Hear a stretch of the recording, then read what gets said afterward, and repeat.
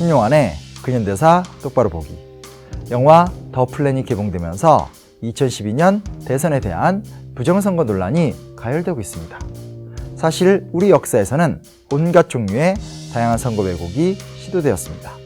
공무원과 정치 깡패를 동원하거나 국가정보기관 혹은 군부대가 정치에 개입하여 영향력을 행사하려고 한 것은 물론이고, 선거인단이나 개표 과정 등의 비밀리에 관여하여 본인들이 얻고자 하는 선거 결과를 조작하기도 했습니다.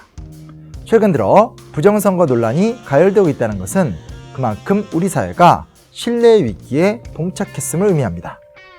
여기 한 시대를 주름잡았던 인물이 있습니다. 바로 이회창.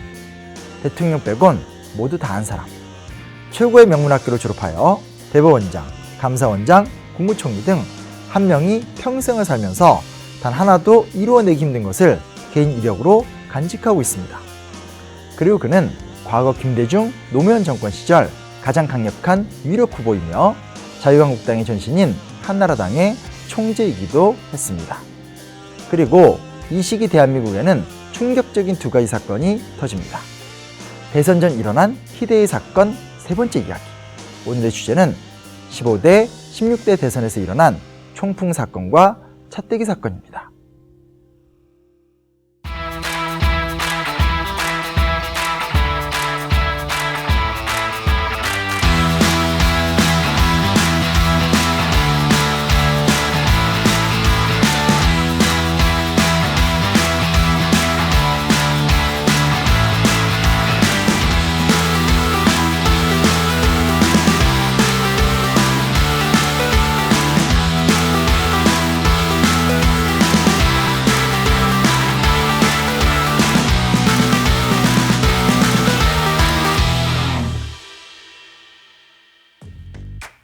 (1997년) 총풍 사건.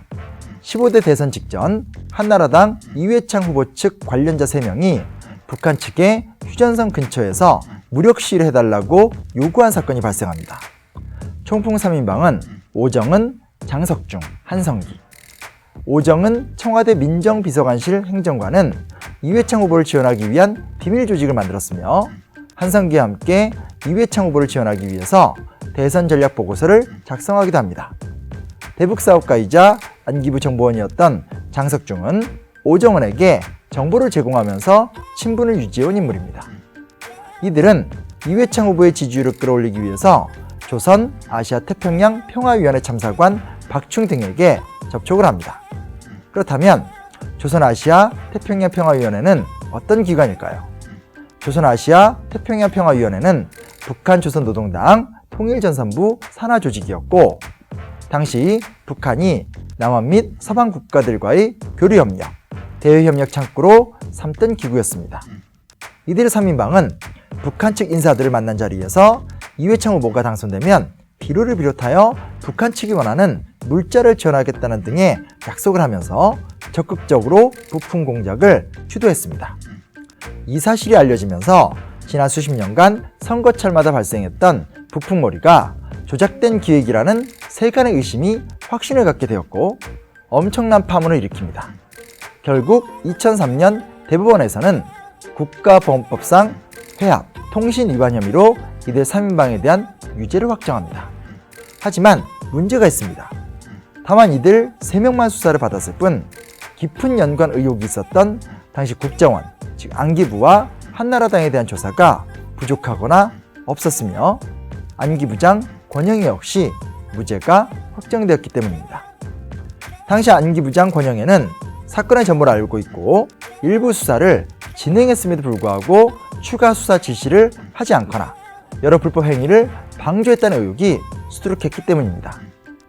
결국 몸통은 빠지고 깃털만 처벌받았다는 세간의 비판 속에 총풍 사건은 이 정도 수준에서 종결되고 맙니다. 그로부터 5년 후 16대 대선을 앞두고 과연 어떤 일이 일어날까요? 대세론을 등에 업고 이회창 후보는 여당의 노무현 후보와 두 번째 대선을 치릅니다. 정부가 재벌을 압박하여 엄청난 불법 정치 자금을 모으고 선거 자금으로 활용해왔던 전통은 오래되었습니다. 하지만 1990년 김영삼 정부 당시 금융실명제가 실시되면서 이런 식의 정치자금 조달에 문제가 생긴 것입니다. 급기야 2002년 한나라당에서는 찻대기라는 희한한 발상을 통해 불법적으로 정치자금을 조달하고 맙니다. 2.5톤 탑차 한 대 분량에 만원권을 가득 싣고 자동차 통째로 정치자금을 전달하는 방식입니다. 당시 찻대기를 주도한 사람은 한나라당 법률고문이었던 서정호 변호사. 그는 LG그룹으로부터 현금 150억 원이 실린 트럭을 직접 운전해서 서울로 올라옵니다. 이 차를 이재현 재정국장이 넘겨받아 한강 둔치에서 봉고차 2대에 나눠 실은 후 한나라당 재정위원장실로 옮겨 보관하였는데, 비슷한 방식으로 삼성, 현대, SK 등에서 총 823억 원을 수령합니다. 거액의 정치자금 거래는 금융권을 통해서 해야 한다는 통념을 깬 기가 막힌 발상인데, 법률에 능한 변호사가 이를 주도했다는 사실 자체, 그리고 상상을 초월하는 엄청난 금액이 국민들을 큰 충격에 맞들이고 맙니다. 하지만 2003년 이 역시 서정호 변호사가 긴급 체포되는 선에서 마무리가 되었고, 재벌들은 특별한 처벌을 받지 않습니다. 반공을 강조하면서 선거에서의 승리를 위해 북한을 끌어들이거나 안보를 강조하면서 안보 위기를 조장하는 작태, 어마어마한 돈을 불법적이고 편법적인 방법으로 지원하는 정치 관행, 정치권과 재벌들의 부정부패, 그리고 그 결과를 통해서 얻어지는 절대 권력. 대통령 선거가 며칠 안 남은 지금 반드시 극복해야 할 문제이며 저는 부릅뜨고 감시해야 할 죄악입니다.